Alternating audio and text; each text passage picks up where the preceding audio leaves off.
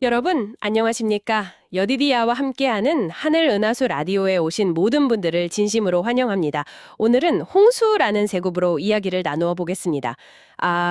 성경에 기록된 그 노아의 홍수 이야기, 이거 참 많은 생각을 하게 만들잖아요. 네, 저희가 함께 살펴볼 여러 자료들을 통해서 이 이야기가 오늘날 우리에게 어떤 의미를 던져주는지 좀 깊이 파헤쳐보는 그런 시간을 갖도록 하겠습니다.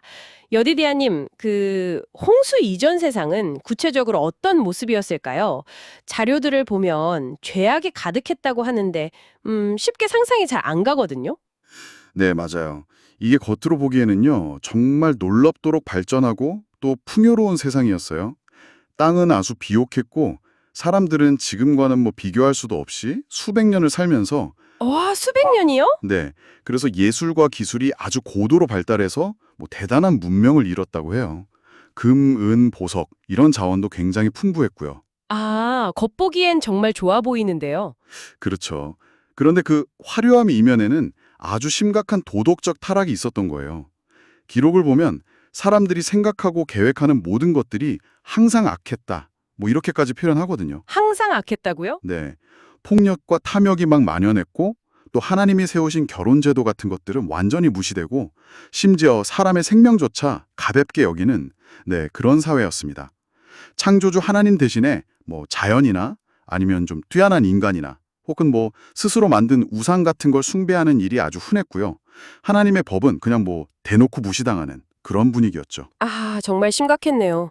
그런 상황을 보시면서 하나님은 어떤 마음이셨을지, 또 어떻게 하셨는지 궁금한데요. 네, 성경 기록을 보면 하나님께서 정말 깊은 슬픔과 고통을 느끼셨다고 해요.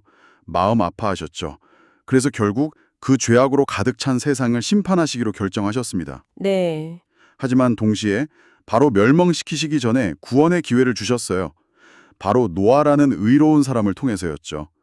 무려 120년이라는 아주 긴 시간 동안 방주를 짓게 하시면서 사람들에게 다가올 심판을 경고하고 회개해서 방주로 피하라 이렇게 외치게 하셨습니다. 120년이요? 와. 네, 노아는 뭐 세상의 온갖 조롱 속에서도 정말 묵묵히 순종하면서 이 일을 감당했던 거죠. 120년이나 경고했는데, 사람들의 반응은 좀 어땠나요? 그 긴 시간이면 그래도 마음을 돌이킬 수도 있었을 것 같은데? 처음에는요, 노아가 그 거대한 배 방주를 짓는 모습이나 또 그의 아주 진지한 경고에 호기심을 보이는 사람들도 있었다고는 해요. 뭐 일부는 감명을 받기도 했고요. 네, 그랬겠죠. 하지만 시간이 흐르면서 결국 대부분은 노아를 비웃고 조롱했습니다. 아니 수백 년 동안 자연 법칙이 변한 적이 없는데 무슨 홍수냐. 비 한 방울 안 오던 땅에 뭔 물 날리냐. 저 영감 노망났다. 뭐 이런 식이었죠. 아이고. 심지어 하나님을 안다고 말하던 사람들조차도 노아의 경고를 무시하고 막 조롱에 가담하면서 그냥 죄악된 삶을 계속 즐겼다고 합니다. 듣기만 해도 참 안타까운데요. 결국 그 예고된 심판의 날은 어떻게 다가왔고, 그 순간 사람들은 어떻게 되었을까요? 네, 이제 정해진 시간이 딱 되자 노아와 그의 가족, 그리고 하나님께서 명하신 모든 종류의 동물들이 아주 질서정연하게 방주로 들어갔어요. 기록 보면 심지어 사나운 짐승들까지 스스로 순하게 들어왔다고 하죠. 네. 신기하네요. 그리고는 보이지 않는 손에 의해서 방주의 문이 굳게 닫혔습니다. 그 후에 한 7일 동안은 아무 일도 없었어요. 그러니까 밖에 사람들은 더 기세등등해져서 막 조롱했겠죠? 그렇죠. 그런데 8일째 되던 날 갑자기 하늘이 시커멓게 변하더니 정말 상상할 수도 없는 폭우가 쏟아지고 땅 깊은 곳에서도 막 물이 터져 나왔습니다. 순식간에 온 세상이 물에 잠겨버렸고 그렇게 자랑하던 문명, 그 교만함 이런 것들이 속수무책으로 다 파괴된 거죠. 세상에. 뒤늦게 공포에 질린 사람들이 방주로 막 달려와서 문을 두드리면서 살려달라고 애원했지만 이미 문은 닫힌 후였습니다. 그들의 후회는 어떤 멸망에 대한 두려움 때문이었지 죄 자체를 미워하는 진정한 회개는 아니었다. 이렇게 기록은 전하고 있어요. 그렇군요. 결국 방주 안에 있던 생명들만이 구원을 얻게 된 거죠. 정말 엄청난 사건이네요. 이 노아 시대의 홍수 이야기가 시대를 넘어서 오늘날 우리에게 주는 교훈은 뭘까요? 왜 우리가 이 이야기를 이렇게 주목해야 할까요? 네, 이게 정말 중요한 질문인데요. 이 이야기는 단순히 그냥 옛날 과거의 사건이 아니라는 점이에요. 성경은 마지막 시대가 바로 노아의 때와 같을 것이다. 이렇게 경고하고 있거든요.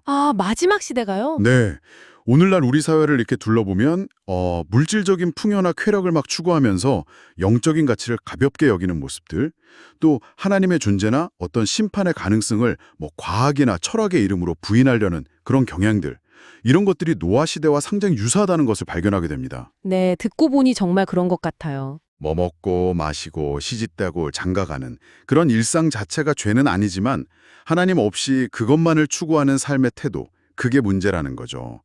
그래서 이 노아의 이야기는 보이지 않는 하나님의 약속과 경고를 믿음으로 받아들이고 세상의 어떤 조류에 휩쓸리지 않고 순종하는 삶이 얼마나 중요한지를 아주 강력하게 보여줍니다. 아, 믿음과 순종. 네.